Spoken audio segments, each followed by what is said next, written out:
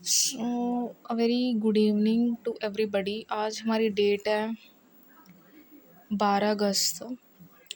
तो मैं आपको ना एनवायरनमेंट जो एचआरएम का चैप्टर है ना वो करवाने जा रही हूँ। हेल्प ली है मैंने यहाँ से, बट इसको एक न्यू वे से, बहुत इंटरेस्टिंग वे से करा रही हूँ। आई होप समझ आए। और मुझे ये हो रहा है कि मेरी राइटिंग हैबिट छूट रही है और मैं किसी भी टाइम पे कोई वीडियो बनाने बैठ जाती हूँ। घर घर में भी टाइम दे नहीं पाती हूँ। और सबसे इम्पोर्टेंट कि मैं ना बहुत ज़्यादा प्रूफ कर रही हूँ, इतनी ज़रूरत भी नहीं है according to my city, my environment. पर फिर भी पहले पिक्चर देख लीजिए।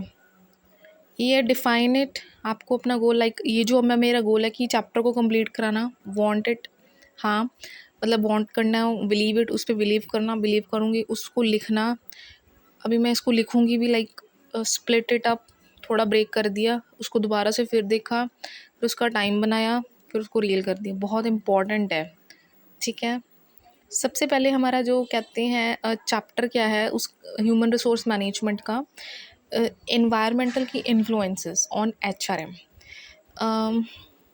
आई नो कि सबसे पहले जो मेरा था डिफ़ाइन करना। मैंने डिफ़ाइन क्या किया कि लाइक मैंने एचआरएम का टॉपिक कराना है, मैं इसको रियल लाइफ में इम्प्लीमेंट करते जाना। मान लीजिए आपने सुबह भी उठना है, साथ साथ में रिलेट करते जाना। एचआरएम का टॉपिक आपने पढ़ाना है।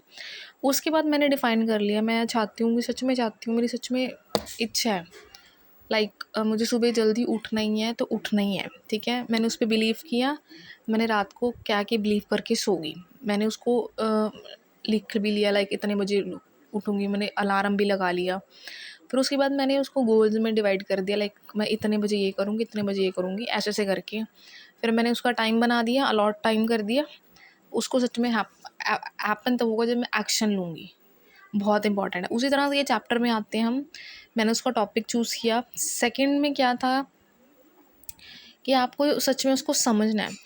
समझने के लिए एनवायरनमेंट में क्या होता है कि फैक्टर्स देखने हैं। सबसे पहले आपने क्या देखने हैं, फैक्टर्स क्या क्या हैं कि जो अफेक्ट कर रहे हैं। उसके बाद मैं बात करूं कि इंडियन बिजनेस एनवायरनमेंट कैसे कैसे चेंज हो रहा है। बहुत इंपॉर्टेंट है, बहुत ज़्यादा इंपॉर्टेंट है कि कैसे कैसे बिजनेस एनवायरनमेंट चेंज हो रहा है, क्या चेंजेस आ रही हैं अभी की और पहले वाली चैलेंजेस। फिर उसके जैसे जैसे चेंज होती है सिचुएशंस, वैसे वैसे भी तो चैलेंजेस बढ़ते जाते हैं ना, ऑफ कोर्स।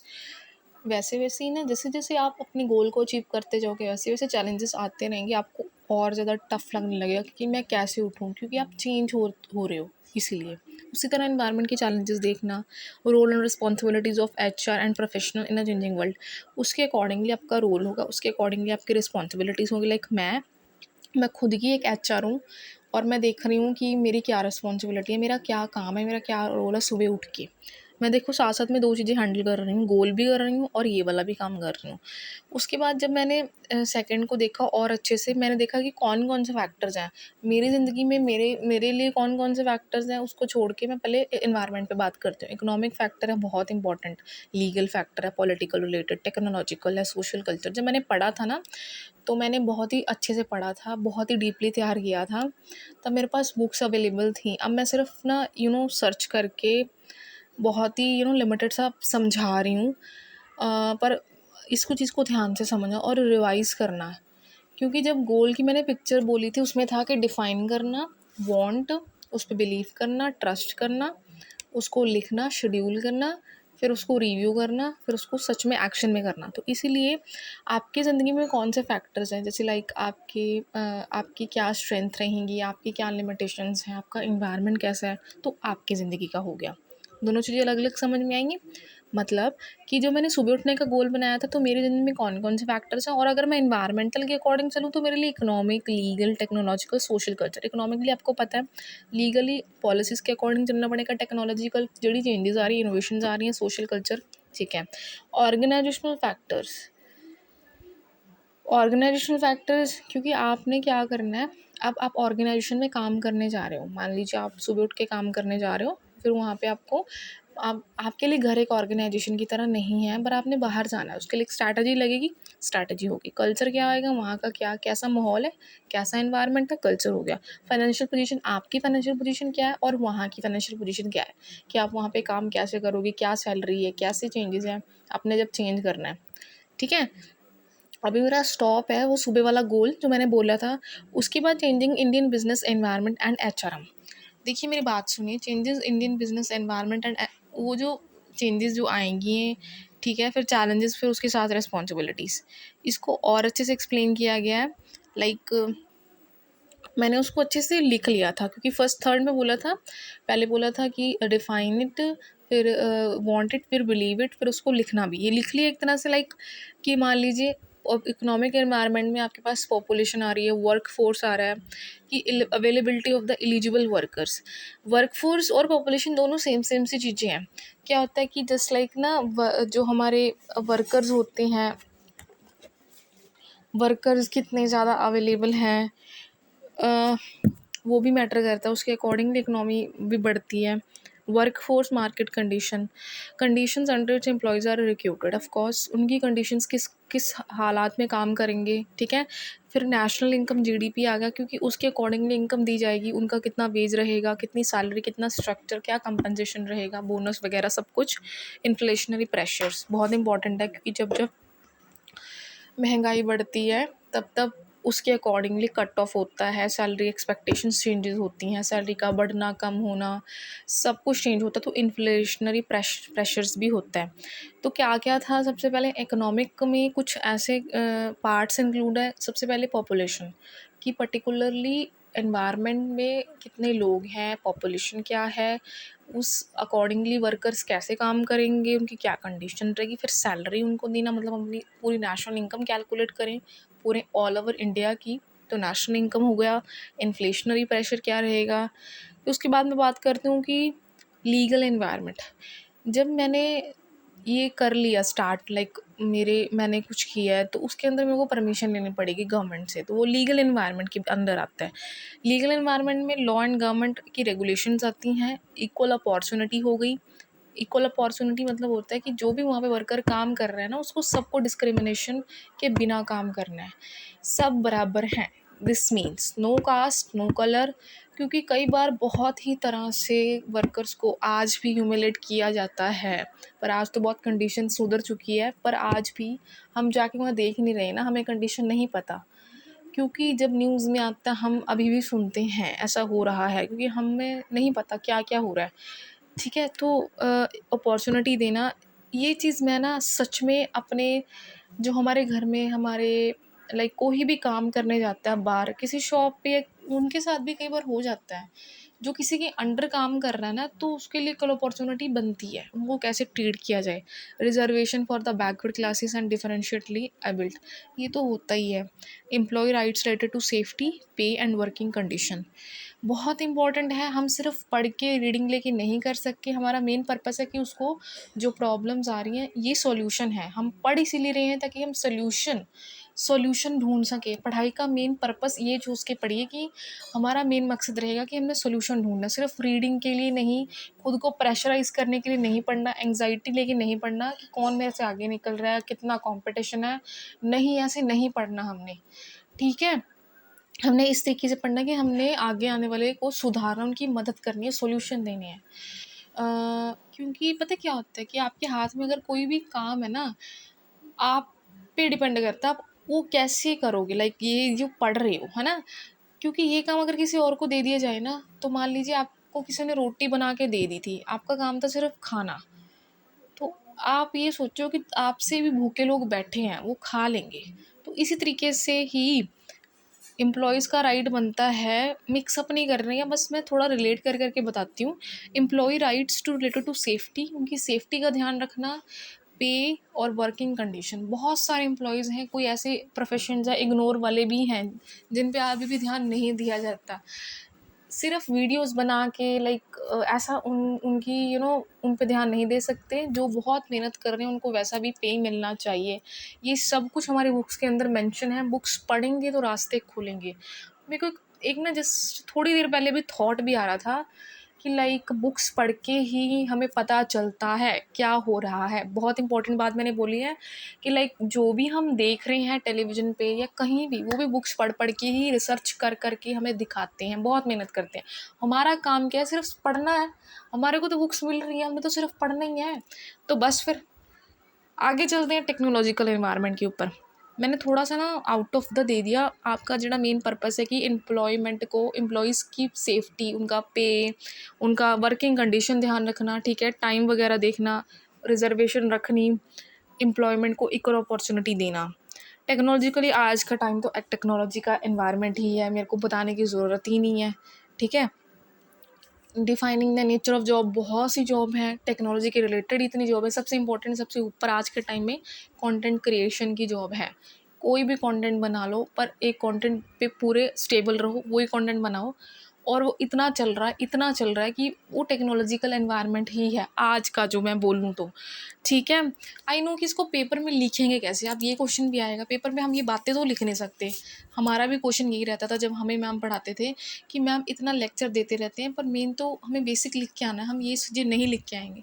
मेरा मेन पॉइंट क्या है कि technological environment is what, technological environment is what we have to be working on particular and using the particular like devices to, and with the help of these devices we can working with different type of instrument machines, and everybody is using this instruments and working and give us so much.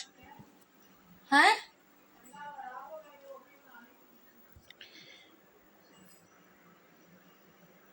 Just wait.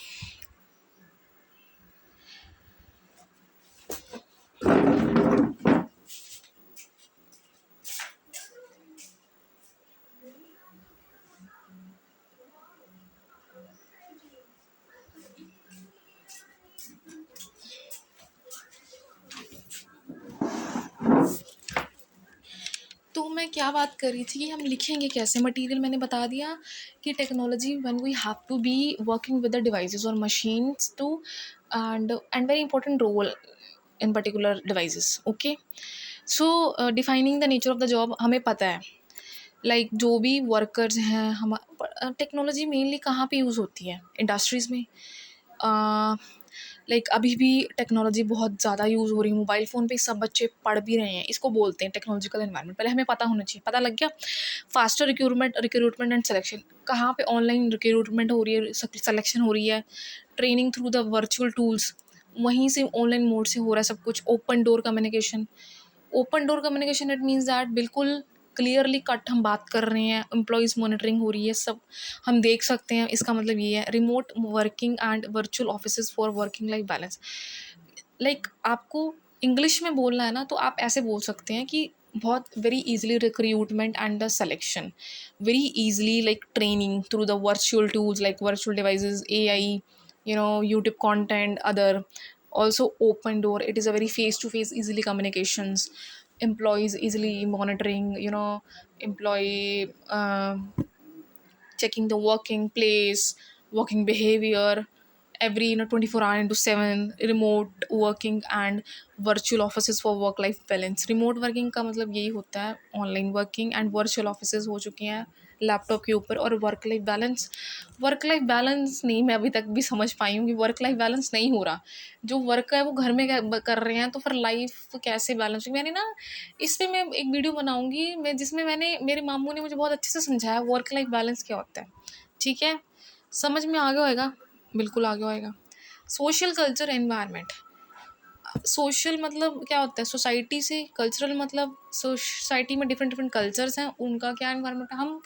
हम जहाँ रह रहे हैं, like मैं जहाँ रह रही हूँ, मेरे आसपास के जितने भी लोग हैं, जितने भी मेरे साथ के कोलीग्स हैं, उनका वो किस कल्चर से हैं, वो किस धर्म से हैं, वो सब साथ मिलके एक सोसाइटी में एक काम कर रहे हैं ना, तो उसको कहते हैं सोशल कल्चर एनवायरनमेंट, क्योंकि हम डिफरेंट डिफरेंट जगह से हैं। यही बात आ गया ना कि आपका, आपकी जॉब, आपका काम, आपका स्टेटस और आपकी यूनियंस, मैंने वही चीज़ बोल दी। Social expectations and the cultural norms, believe about authority, hierarchy and mobility.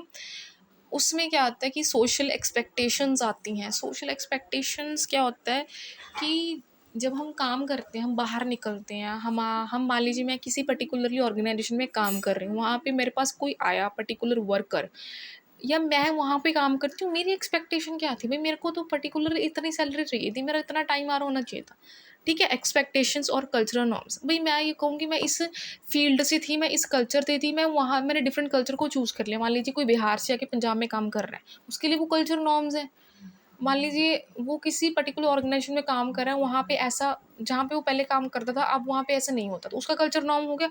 Norms मतलब होता है कि रूल्स क्या क्या है, उसके अकॉर्डिंगली उसको काम करना पड़ेगा। ठीक है। Beliefs about authority, hierarchy and mobility, बहुत इंपॉर्टेंट चीज़ है। देखिए मैं इसको ना रट्टा नहीं मारूंगी। देखिए सबसे पहले आपको कॉमन सी चीज़ पता होनी चाहिए। कॉमन का मतलब क्या होता है, just like you have to be understand what about the particular organization rules and culture norms and unions beliefs and expectations, and about thinking about the authority like your hierarchy and mobility. Beliefs hierarchy क्या होता है, वो particular department हो गया, and mobility मतलब changes हैं भी या नहीं है ना। मैं सिर्फ थ्योरेटिकल पॉइंट में जा रही हूँ। मुझे ना ये चीज़ का बड़ा वो रहता है कि मैं सिर्फ थ्योरी बोली जाऊँगी तो पता नहीं समझ में आ भी रहा है कि नहीं आ रहा। क्योंकि जब हम किसी को सिर्फ बोलता सुनते हैं, करता नहीं देखते, तो हमें बिलीव नहीं होता। आज का टाइम ही यही चल रहा है। जब तक हम अपनी आँख से देखने लेते हैं, हमें विश्वास ही नहीं होता है। बिल्कुल रियलिटी वाली बात है। उसके बाद था ऑर्गेनाइजेशनल फैक्टर्स। मैंने पहले किस चीज़ की बात की थी, मैं रिपीट करूँ एक बारी? करती हूँ बिल्कुल। एनवायरमेंटल फैक्टर्स की बात मैं कर रही हूँ, जिसके अंदर मेरे पास सबसे पहला जो फैक्टर आया था इकोनॉमिक, जिसमें मैंने बोला था पॉपुलेशन और वर्कफोर्स कितनी रहेगी, फिर किस कंडीशन में वर्कफोर्स की कंडीशन क्या है, उनका national income, total total salary expectations क्या है। ठीक है, एनवायरनमेंट हो गया, लाइक इकोनॉमिक। फिर उसके बाद बात हो रही सेकंड नंबर पे टेक्नोलॉजिकल एनवायरनमेंट, जो भी हम पढ़ रहे हैं, जिसमें हम पढ़ रहे हैं लाइक रिक्रूटमेंट वहाँ से हो रही है, ओपन डोर कम्युनिकेशन हो रहा है, रिमोट वर्किंग हो रहा है, गाइडेंस ट्रेनिंग मिल रही है, सब कुछ उन पे मॉनिटरिंग किया जा रहा है। ये चीज़ भी बहुत अफेक्ट करती है। फिर थर्ड नंबर पे मैंने सोशल कल्चर के बारे में बताया था, जिसके अंदर मैंने ये बताया था कि जो सोसाइटी में हम जब डिफरेंट डिफरेंट कल्चर से आके काम करते हैं, लोग यूनियंस बनी होती हैं, वो डिफरेंट डिफरेंट कंट्रीज से, डिफरेंट डिफरेंट सिटीज़ से आई होती हैं। देखिए हम कॉलेज में पढ़ते हैं, बच्चे भी बहुत दूर दूर से पढ़ने आते हैं ना। मैंने खुद ने देखा, जब मैं किसी सेंट्रल यूनिवर्सिटी में हमारे पर्टिकुलर गई थी, वहाँ पे भी डिफरेंट डिफरेंट गए थे, डिफरेंट दूर दूर से बच्चे आए थे पढ़ने के लिए। तो मैंने अपने मामू से क्वेश्चन पूछा कि वहाँ पे कॉलेज इतने बेस्ट है। मेरे मामू कहते हैं कि वहाँ पे उनको पर्टिकुलरली सीट वगैरह नहीं मिली होगी, या मुझे नहीं पता। मैंने ऐसा क्वेश्चन पूछा उनसे और उन्होंने मुझे ऐसा आंसर दिया। ऐसा हो ही सकता है, बिल्कुल हो सकता है। फिर ऑर्गेनाइजेशनल काम, हमने जब काम ढूंढ लिया, हम पर्टिकुलरली वहाँ पे देखते हैं कि कैसे कैसे फैक्टर्स इफेक्ट। फैक्टर्स पता क्या होते हैं? फैक्टर का मतलब होता है कि कौन कौन से लाइक ऐसी थिंग्स हैं जो हमें फेस करने को मिलेंगी, हमें उनको कैसे डील करना है। वो हमारे पे पॉजिटिव इफेक्ट डालती है या नेगेटिव इफेक्ट डालती है, या बिल्कुल इफेक्ट नहीं डालती, हमें हमारे ऊपर है। तो वहाँ पे फैक्टर्स बने होते हैं। ठीक है। तो सबसे पहले स्ट्रैटेजी आ गई। स्ट्रैटेजी बिल्कुल सही बात है, कॉर्पोरेट लेवल में बिजनेस की लाइन है, कॉर्पोरेट की लाइन है।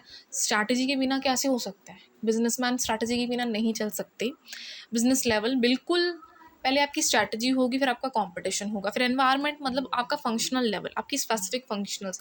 फंक्शन मुझे लगा कि उनके कार्य, उनके काम, लाइक मान लीजिए मैं जैसे गई थी एक, लाइक फॉर एग्जांपल किसी भी छोटा सा फर्म था, वहाँ पे डिपार्टमेंट्स थे। एक डिपार्टमेंट था पर्टिकुलर, उसके एचआर थे जिन्होंने मेरी इंटरव्यू ली थी। ठीक है। तो वहाँ उनका काम क्या रहेगा, या मुझे वो क्या काम देंगे, उनका काम क्या है मेरे से काम करवाना, और फंक्शंस क्या हैं। लाइक ऑर्गेनाइजेशंस में बेसिकली ये होता है, कॉरपोरेट लेवल क्या है, बिजनेस किस डायरेक्शन में काम कर रहा है, फर्स्ट क्या कंपटीशन है दूसरी बिजनेसेस के साथ, थर्ड क्या उनके फंक्शंस हैं, क्या काम कर रहे हैं, बहुत इंपॉर्टेंट। तो उसके बाद कहते हैं, जब मैंने इमेज के साथ रिलेट किया था, इसमें तीन चीज़ें सामने आई हैं, ये चीज़ मत करो। बस ना, ट्रेनिंग हो गया, स्टेबिलिटी, इनोवेशन होनी चाहिए, बैलेंस होना चाहिए। कल्चर बारी बारी वही चीज़ आ रहा है। देखिए कल्चर का मेन सिंपल सी बात है, आपके बिलीव्स क्या हैं, आपकी वैल्यूज़ क्या हैं, आपके नॉर्म्स क्या हैं। बिलीव्स पता क्या होता है, जब आप किसी भी ऑर्गेनाइजेशन से या किसी भी पर्टिकुलर, जहाँ भी आप काम कर रहे हो ना, कोई भी पर्सन काम कर रहे हैं, वहाँ पे उसके बिलीव जुड़े होते हैं। अगर मैं यहाँ पे काम कर रहा हूँ, लाइक सबसे पहले क्या था, मैंने गोल बताया था कि define it, want it, believe it. Define पता चल गया, चाहता हूँ, फिर बिलीव भी करूँगा ना, तो मेरे बिलीव जुड़ जाते हैं, मेरी इच्छाएं जुड़ जाती हैं। तो वैल्यूज़ अपने आप आ गई, मैं उसको वैल्यू करूँगा। मेरी मेरी वैल्यूज़ क्या है उस पर्टिकुलर ऑर्गेनाइजेशन, या उनकी वैल्यूज़ मेरे लिए क्या है। ठीक है। सोच, वैल्यू मतलब सोच को हम कह सकते हैं। नॉर्म्स तो फिर रूल में आ ही जाएगा, वहाँ के नॉर्म्स क्या हैं, ये चीज़ कल्चर में आती है। तो अगर सबसे ज़्यादा इम्पोर्टेंट कल्चर है, सबसे हाई परफॉर्मिंग कल्चर है, तो उसके अंदर strategy, internal promotion, growth, performance, यहाँ पे कल्चर की बात की जा रही है ना, ये ना काफ़ी लंबा रहेगा, इसको शॉर्ट शॉर्ट वीडियो में बनाना पड़ेगा।